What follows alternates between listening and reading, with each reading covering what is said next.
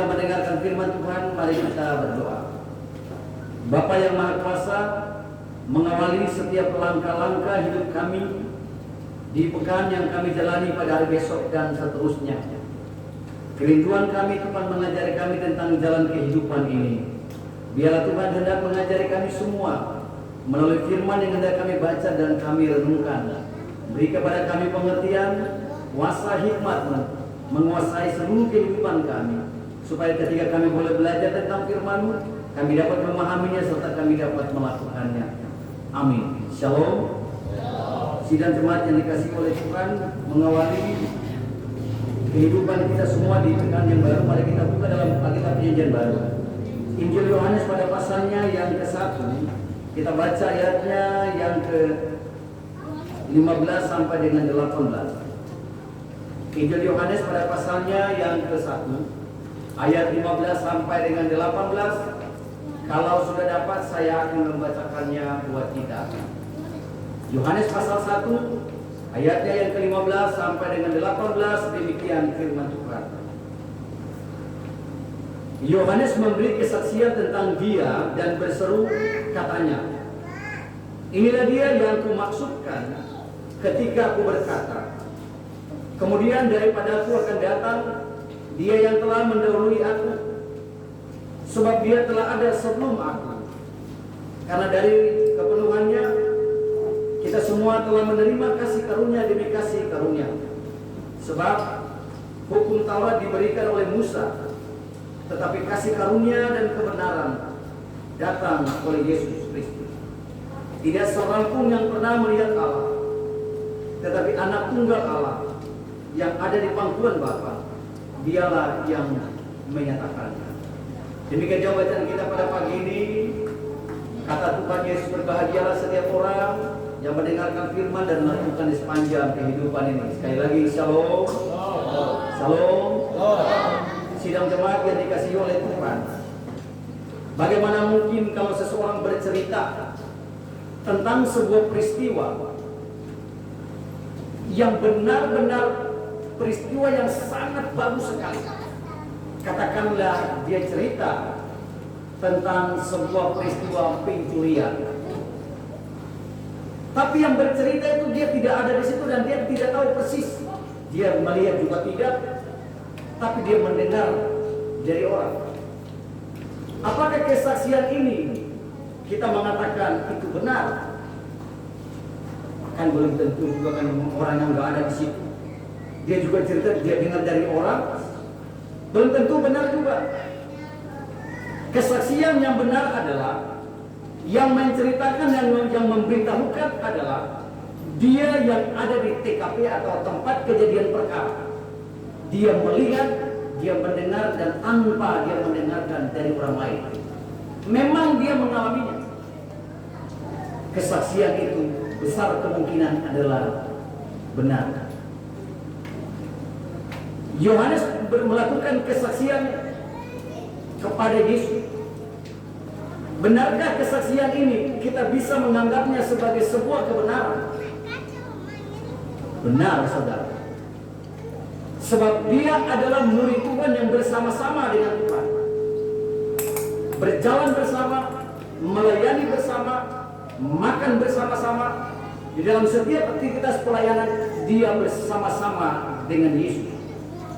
Berarti kesaksian yang disampaikan oleh Yohanes ini sungguh amatlah benar. Dalam kesaksiannya dia mengatakan Yesus itu sudah ada sebelum segala sesuatu dijadikan. Yesus itu sudah ada sebelum Yohanes. Bagaimana mungkin Yesus sudah ada sebelum Yohanes? Sementara di dalam pesan-pesan Natal, kisah-kisah tentang Natal, Yohanes mengatakan ada suara orang yang berseru-seru di padang gurun, persiapkanlah jalan untuk Tuhan, jalan raya bagi Allah kita. Dia mendahului menyampaikan berita ini sebagai sebuah nubuat yang boleh disampaikan supaya ketika menjelang kedatangan orang bisa mempersiapkan diri.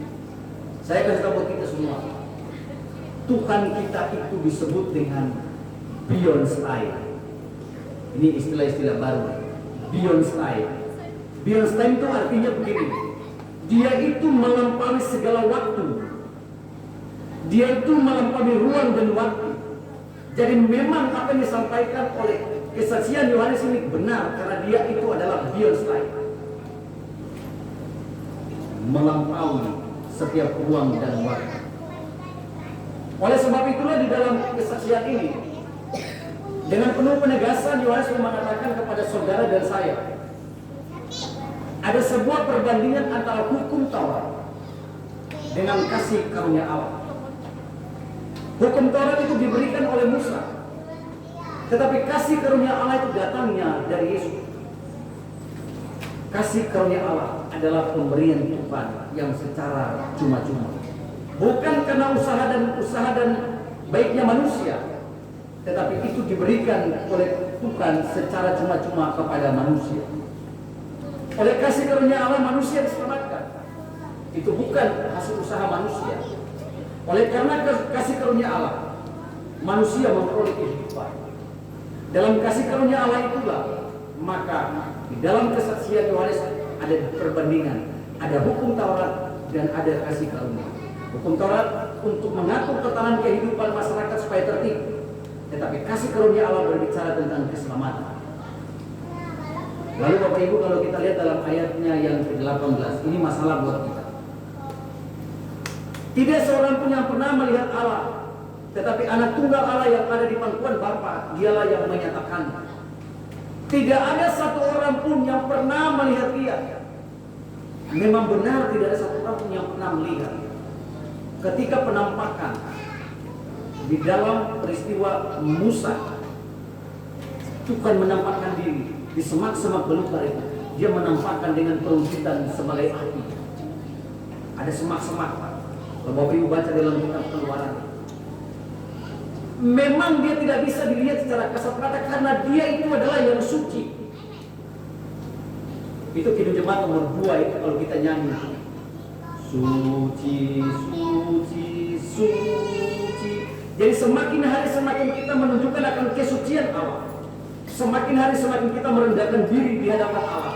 Di sana dikatakan bahwa memang benar manusia yang berdosa tidak bisa melihat Allah secara kasat mata. Tetapi anak tunggal Allah sendiri yang mengatakannya. Kalau dia sendiri yang mengatakannya berarti sesuatu yang benar dan wajib dan patut dipercayai. Ini Bapak Ibu, kesaksian ini boleh kita menjadi saksi bagi Kristus. Ketika kita boleh belajar dari kesaksian Yohanes, maka saudara dan saya dituntut untuk menjadi saksi, supaya dunia ini mengaku bahwa Kristus itu adalah Tuhan, bahwa dunia mengaku Kristus itu adalah Sang Juru Selamat. Segala lidah akan mengaku Yesus itu adalah Tuhan. Amin. Tidak jemaat yang dikasihi oleh Tuhan, mari kita mempersiapkan diri kita untuk masuk di dalam pelayanan perjamuan kudus.